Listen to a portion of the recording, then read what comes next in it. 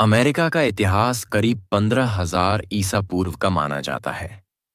असल तौर पर अमेरिका के इतिहास की शुरुआत वर्ष 1400 बीसी से की जाती है। कोलंबस ने भारत को खोजने के प्रयास में अमेरिका की खोज की थी। संयुक्त राज्य अमेरिका का इतिहास उसके आसपास के क्षेत्रों से भी प्रभावित हुआ था। इस देश में मौजूद कई संस्कृतियों का भी अपना इतिहास है। वहीं 4 जुलाई 1776 को अमेरिका को ब्रिटिश हुकूमत से स्वतंत्रता मिली थी। लंबे समय से इस देश के वासियों ने स्वतंत्रता पाने के लिए कड़े प्रयत्न किए थे। इस ब्लॉग में के बारे में विस्तार से जानकारी दी गई है। प्लाइस्टोसिन हिमयुग के दौरान यूरोप और नॉर्थ अमेरिका का अधिकांश हिस्सा बर्फ की चादरों से ढंका हुआ था। इन बर्फ की चादरों के अंदर दबे पानी से समुद्र का स्तर कम हुआ था। बर्फ की चादर के चलते से लोग अलास्का तक एशिया से पुल पर जाने में कामयाब भी हुए थे। लेकिन पिछले हिमनद चक्र के चरम के दौरान दक्षिण में अमेरिका में उनका मार्ग चौड़ी बर्फ की चादर से अवरुद्ध हो गया था। अब तक वैज्ञानिकों का मानना था कि जब यह बर्फ पिघलनी शुरू हुई 16,500 साल पहले थी, उस वक्त मनुष्य केवल दक्षिण में अमेरिका की यात्रा करते थे।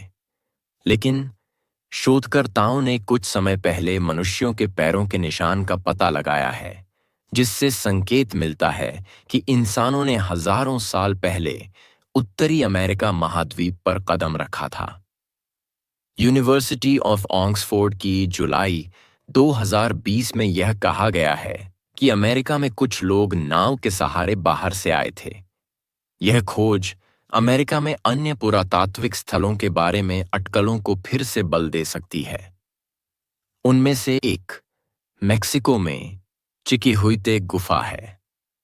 पुरातत्वविदों ने हाल में दावा किया था कि इस गुफा के साक्ष्य से पता चलता है कि सफेद रेत पर मिले निशान के लगभग 7,000 साल पहले, यानी इंसानों ने लगभग 30,000 साल पहले अमेरिका में अपनी मौजूदगी बना ली थी। 15वीं सेंचुरी के आखिर में नॉर्थ अमेरिका के यूरोपीय कॉलोनाइजेशन के बाद कई स्वदेशी संस्कृतियां बनाई गई थीं। वहीं वर्ष 1585 से शुरू होकर 1760 के दशक तक ब्रिटिश हुकूमत ने अटलांटिक तट पर कॉलोनी स्थापित की थी। इसमें कुल 13 ब्रिटिश कॉलोनी स्थापित की गई थीं। कोलंबस जब स्पेन गए थे तो उन्होंने कहा था कि उन्होंने भारत की खोज कर ली है। यह खबर पूरे यूरोप में फैल गई। अमेरिगो वेस्पुची के मुताबिक कोलंबस ने जिन भूभागों को खोजा था वह भारत नहीं बल्कि नए प्रदेश हैं। अमेरिका का नामकरण अमेरिगो के नाम के आधार पर ही रखा गया। आज इन्हें नॉर्थ अमेरिका और साउथ अमेरिका कहते हैं। कई यूरोपीय देश इन अमेरिकी महाद्वीपों को अपना उपनिवेश बनाना चाहते थे। इनमें ब्रिटेन, स्पेन और फ्रांस सबसे आगे थे। ब्रिटिश लोगों ने अपनी अलग-अलग 13 कॉलोनियां बसा ली थीं। यह कॉलोनियां ब्रिटिश झंडे के नीचे रहकर अपना शासन चलाती हैं। 13 कॉलोनियों के यूरोपीय लोगों का अमेरिकी मूल निवासियों के साथ समय समय पर टकराव भी हुआ। यह कॉलोनियां 1607 से 2733 के बीच बसी थीं। 13 कॉलोनियों के निवासी ब्रिटिश सरकार की नीतियों से नाखुश थे। उन्होंने 4 जुलाई 1776 को अमेरिका को स्वतंत्र राज्य घोषित कर दिया। इसे संयुक्त राज्य नाम दिया गया।